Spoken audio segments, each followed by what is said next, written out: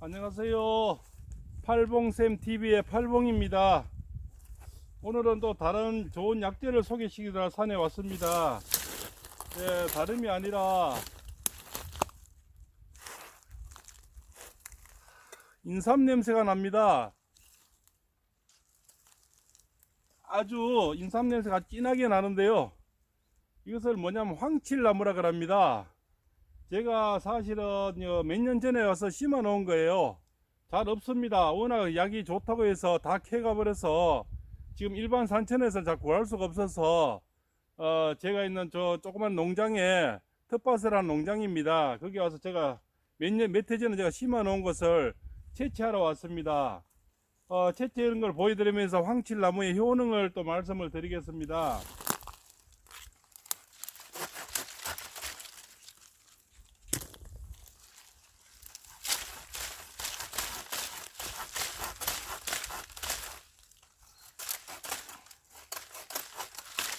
옛날에 어른들이요, 황칠나무는 어떤 거냐면 집에 의사가 한의사 한 분 있는 거와 똑같아 이랬습니다. 그래서 만병통치약이라 그래서 의사 한 분을 갖고 계는 거 황칠나무 두 나무를 심어 놓으면은 의사 두 분 있는 거와 똑같겠죠. 그래서 저도 황칠나무를 한 뿌리 이렇게 심어 놓았는데요, 잘 자랐습니다. 뿌리가 둥실둥실하고요. 처음에는 좀 잘 안 자라고 예를 미기더만 지금 잘 자라서 저희한테 이런 먹거리를 줍니다. 황칠나무는 말 그대로 왜 인삼 냄새가 나냐면요, 이 사포닌이 엄청나게 많이 가미되어 있습니다. 그래서 일명 산삼나무라 하기도 합니다. 산삼처럼 사포닌이 엄청나게 풍부합니다. 그래서 옛날에 뭐 징기스칸이 몽골 제국을 제패할 때 그 징기스칸 간을 다스렸다 하는 얘기도 있고요. 또 뭐 다산 정약용성이 뭐 여기에 또 실을 이렇게 남길 정도로 황칠나무가 그렇게 좋답니다. 첫째는 이제 여성분들의 피부 미용에 가장 좋습니다. 그래서 면역력이 아주 좋고요. 아까 말씀드렸지만 간을 다스립니다. 간을 다스리는, 간에서는 특효약입니다. 징기스칸은 황제죠.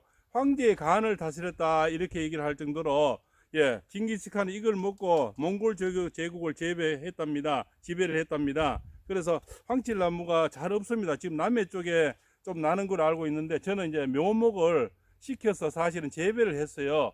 그래서 이 황칠나무는 만병통치약이다 이래 볼 수가 있고, 면역력, 비타민, 그리고 남성들의 어떤 이제 부종 있지 않습니까? 전립선 질환에 가장 좋습니다. 저도 이제 나이가 있다 보니까 전립선 쪽이 좀 시원찮습니다. 그래서 텔레비에 선전 나오는 거를 이렇게 막 시계 먹어 봤는데, 텔레비에는 뭐 호수가 꽉 터지고 물줄기 같이 하늘 높이면 뜨고 뭐 이렇게 나르고 이래서 저 몇 분을 시계 먹어봤는데 물줄기는커녕 사실은 뭐 또랑물도 안 되더라고요. 그래서 사실은 제가 이제 이것이 남성 전립선 확대증, 전립선 뭐 그죠, 뭐 좁아지는 거 뭐 이런 쪽에 여러 가지가 좋다고 합니다. 그래서 황칠나무를 집중적으로 심어서 이제 이렇게 재배할 때가 돼서 잎이 잘 말랐습니다. 그래서 오늘 잎도 좀 따가고 요거는 바로 끓여도 되겠네요. 잘 말라서. 요런 거는 이제 가지는 한 5cm 간장 잘라서 차로 사용하시면 됩니다. 그러면 여성들은 이제 피부 미용에 가장 좋고요. 남성들, 이제 나이 먹은 남성들의 전립선 질환, 여기 최고입니다.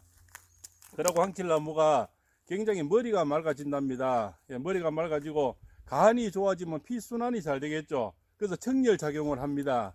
또 그래서 또 이 안에는 항산화 작용이 또 있다고들 얘기합니다. 면역이 강해지면은 몸이 강해져서 코로나라든가 또 이 암이라든가 여러 가지 몸 자체가 강해지니까, 그래서 약 중에 약, 이 황칠나무는 만병통치약이다 이렇게 말씀을 드리고요. 이 사포닌이 뭐 인삼보다는 더 많다고 얘기들 합니다.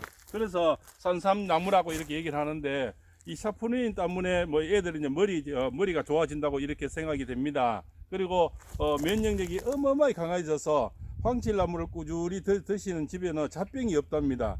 그래서 옛날 어르신들은 마당에 꼭 황칠나무를 한 뿌리를 심어 놨대요. 그래서 머리 아프거나 뭐 이렇게 갑자기, 옛날에 약이 없지 않습니까? 그럴 때는 어른들이 주로 황칠나무로 가지고 여러 가지 병을 다스렸다는, 제가 철학 공부를 하면서 어느 서책에서 있더라고요. 그래서 제가 한 몇 해 전에 한 5년 됐는 것 같습니다. 이렇게 심어서 그때 사올 때가 한 6, 7년생이 돼서 제가 심은 지가 5년이 넘으니까 10몇 년 됐는 것 같습니다. 그래서 이렇게 나무가 지금 둥실둥실하게 자랐고요. 잎도 상당히 잘 열렸고 그렇습니다. 지금은 줄기나 뿌리 이런 쪽에 약성이 지금 좋아서 줄기를 제가 채취하러 왔습니다. 그래서 일반적 산중에는 거의 잘 없습니다. 켈라해도.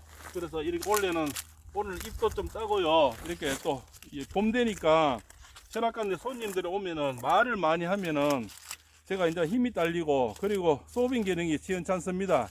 예, 그래서 뭐 소변 기능 외에는 다른 건 별 쓸데가 우리 나이는 뭐 없지만은 소변이 시원찮아서 뭐 솔직히 누는 것보다 흘리는 게 반쯤 됩니다. 그래서 안 흘리려고 이 전립선에 가장 좋고 이 여성들은 또 생리불순 있지 않습니까?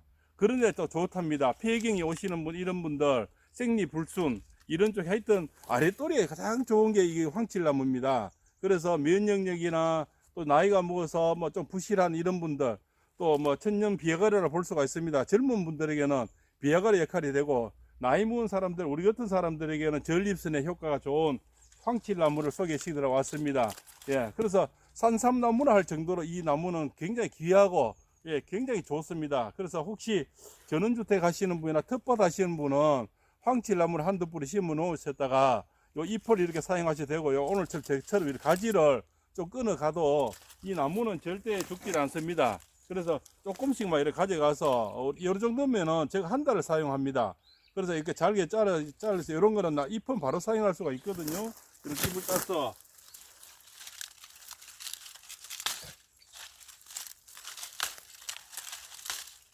약재는 제가 옛날에 들 생각도 했고요. 또 철학 공부를 30년 하면서 철학에는 음양오행이 나옵니다. 그리고 또 이 약재에 대해서 몸을 알아야만이 철학을 할 수가 있고요. 또 음양오행 공부를 하지 않으면 침수를 할 수가 없습니다. 저는 옛날에 절 생활하면서 침수를 배웠습니다. 그 침수를 하면 경리를 배워야 되고요. 경리를 배우다 보면 약재가 어느 쪽에 좋은 약재 공부를 또 해야 됩니다. 그래서 저는 옛날 스님인데 약재를 배웠습니다. 그래서 제가 알 수 있는 지식만큼만 앞으로 시청자나 구독자 여러분들에게 하나씩 제가 캐는 모습이나 따려 먹는 모습이나 또 몸에 좋은 효능까지 골고루 조금씩 이렇게 영상에 담아서 보여드릴까 합니다. 예, 나름 도움이 됐으면 좋겠습니다. 잎이 잘 말랐습니다. 자연적으로 말라서 이거는 집에 가서 말릴 필요도 없이 오늘 가서 바로 따라 먹어도 되고 저는 또 이래 따라서 그냥은 잘 안 먹어집니다. 그래서 저는 주로 낮에 철학관에 있으면서 라면을 끓여 먹습니다. 요 물을 먼저 우려내고 그 물에다가 라면을 끓여 먹으니까 이 섭취를 많이 할 수 있더라고요. 사실 애들도 좋은 줄 알지만 잘 안 먹지 않습니까? 그래서 애들도 물을 우려내서 약간 뭐 이 꿀을 약간 자연적인 꿀을 약간 타서 먹이면 잘 먹더라고요. 예, 그렇게 하시면 됩니다. 안 그러면 그 물을 우려내서 또 사라다에 이렇게 뿌려서 이렇게 할 수도 있고 육수를 내서 국수 같은 거 삶아도 됩니다. 예, 응용을 그렇게 하시면 애들이 잘 먹습니다. 애들은 아무리 몸에 좋다 해서 먹어라 해도 사실 저도 애를 셋이 키워봤지만 잘 안 먹지 않습니까? 그래서 먹을 수 있도록 그렇게 이렇게 떡을 만든다든가 먹을 수 있도록 이렇게 해주는 게 가장 좋습니다. 그래서 텃밭이 있거나 이렇게 땅이 있는 분들은 황칠나무는 한두 뿌리 심고요. 마당에 심어도 되거든요. 예, 심어서 이렇게 해서 채취를 하시면 예, 사포닌은 정말 많고요. 그래서 애들 머리가 좋아지고요. 여성들은 피부가 좋아지고 예, 그리고 면역이 엄청나게 강해지고요. 또 이 남자들은 나이가 먹으면서 이제 질질 흘리고 이 아랫도리 힘이 없어집니다.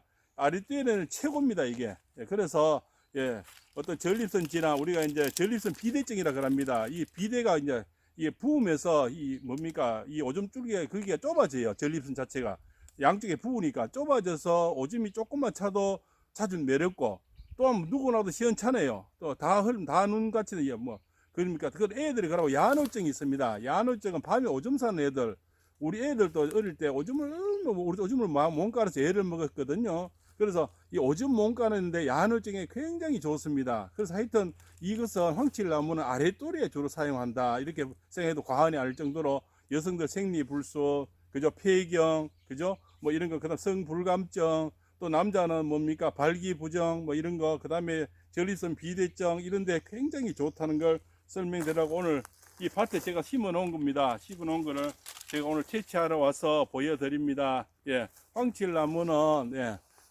옛날 징기스칸에 사용했을 정도로 그 정도로 알아주는 나무고요. 그리고 간에 최고입니다. 술을 드시고 필요하신 분은 간이 망가졌다는 분은 드셔보십시오. 한 보름 정도만 꾸준히 하루에 한두 잔 드시면 굉장히 좋을 겁니다. 그리고 약재는 여러 가지 음양 오형이 있기 때문에 이렇게 혼자 사용하는 게, 다른 거 섞지 마시고 황칠은 황칠대로 사용하시는 게, 우리가 잘 모르는 분들은 그게 낫습니다. 괜히 어떤 음양이 안 맞거나 또 이게 성질이, 황칠나무는 덥습니다. 뜨거워서 혈압이 높거나 몸에 열이 많은 분들은 안 맞고요. 또한 임신 부인들은 좀 잘 안 맞다고 합니다. 그거 좀 참고를 하시고요. 그래서 혈압 높으시거나 열 많은 분들은 황칠나무가 별로 안 좋습니다. 그러나 여성들은 좋습니다. 몸이 차고 추위를 많이 타신 분들은 황칠나무가 최고입니다. 또한 그냥 드시기 곤란하시면 오리나 뭐 닭을 한 마리 사셔가지고 요걸 넣어서 같이 드셔보십시오. 그러면은 가족이 같이 먹을 수도 있고 가족이 같이 건강할 수도 있은 백숙을 끓여야 됩니다. 황칠 백숙을 해보시는 것도 도움이 됩니다.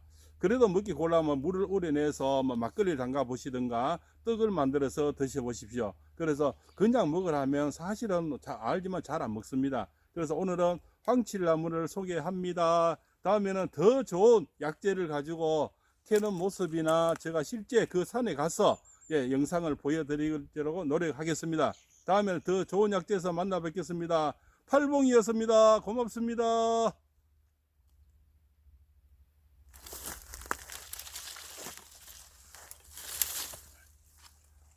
또 날씨 좋다. 이놈 자식이 이겼다.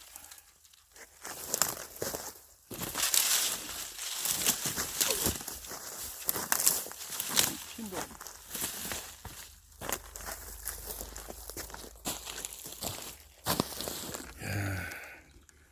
두릅밭이고요. 찔레밭입니다. 찔레꽃밭이고요.